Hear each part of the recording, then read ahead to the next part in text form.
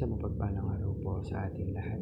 Ako po si Brian T. Mendoza at ito po ang aking daily devotion ngayong araw, September 20, 2025. Ngayong araw po ay ating tutuloy ating series which is a seminary mission. Specifically, the topic po natin for this day is about special revelation.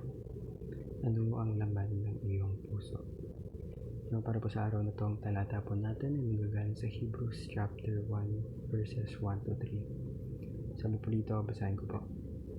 God's final word, His Son. In the past, God spoke to our ancestors through the prophets at many times and in various ways.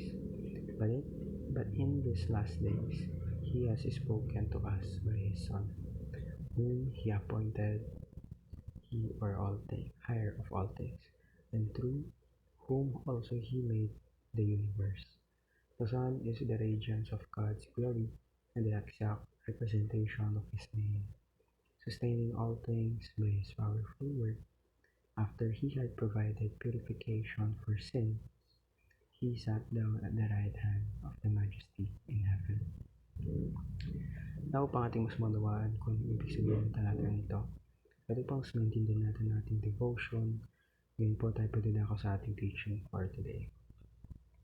So kapag naintindihan mo talaga yung masasabing God's special revelation, when you receive the God's special revelation, it means that meron ng magandang bagay na nangyari sa iyong buhay. Unang-una po, because of that, you have truly known Christ. Di lamang basta-bastang pagkakakilala, but a deeper type of information na matatanggap natin. Kumbaga, we have a special or personal relationship with Him, especially in our hearts. Also, you have been given a regenerated heart. So, meaning po that God has taken your old self. Kumbaga, ni-replace nila ito ng bago. One that desires His ways. Ikatlo po, you have now the true knowledge. Hindi lamang ito basta-bastang knowledge na pwede mong ipagmayabang kahit kanino, but it is the kind of knowledge na binubuksan yung puso natin, na binubuksan yung mga mata natin para makita natin yung talagang will ng ating Diyos.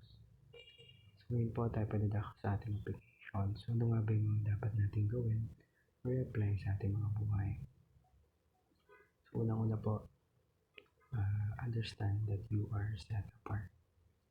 Alam niyo po, we are not called para halubilo lang or makiblend dito sa mundo. But we should stand out as someone who belongs to Christ.